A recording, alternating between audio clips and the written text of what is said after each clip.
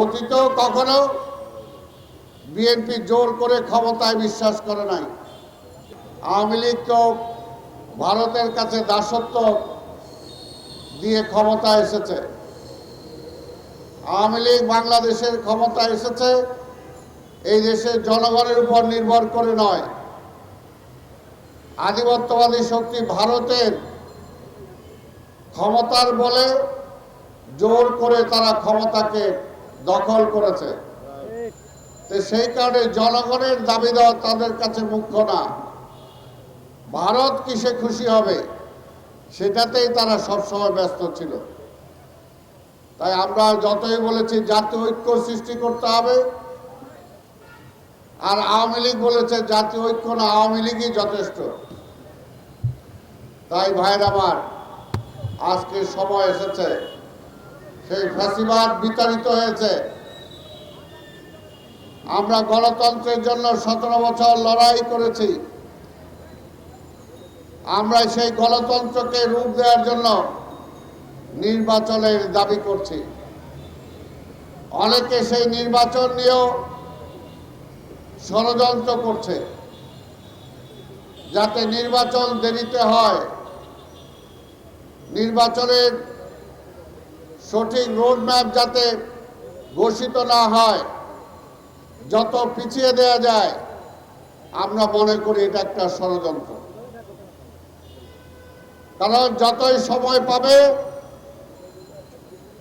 ততই সে আধিপত্যবাদী শক্তির পক্ষে আওয়ামী লীগ সহ যারা আছে তারা ষড়যন্ত্রের জাল আরো ব্যাপকভাবে বিস্তার করবে।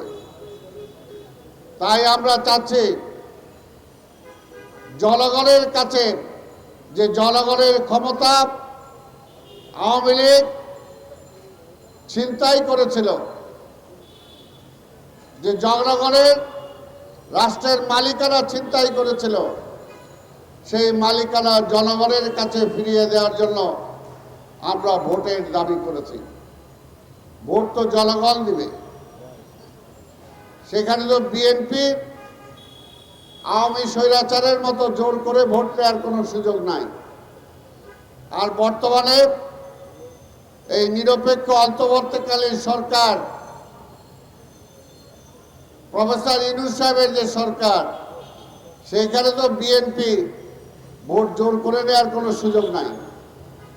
আমরা ভোটে বিশ্বাস করি। অতীতেও কখনো বিএনপি জোর করে ক্ষমতায় বিশ্বাস করে নাই। তাই এখনো আমরা চাই যে জনগণ তেমনি বেগম খালেদা জিয়া যখন ছিলেন তখনও তিনি সেগুলো সেভাবে করার চেষ্টা করেছেন। এই টিপাই মুখ বাদ দিয়ে গত ফ্যাসিবাদ সরকারের আমলে যখন সমস্যার সৃষ্টি হয়, তার কয়েকদিন আগে বেগম খালেদা জিয়াকে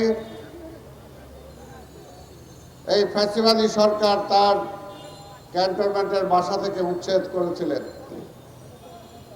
কিন্তু তারপরেও সেই সময় বেগম খালেদা জিয়া বলেছিলেন, এই সরকারকে আমি মানি বা না মানি, আজকে এই টিপাই মুখ বাঁধের ব্যাপারে যদি সরকার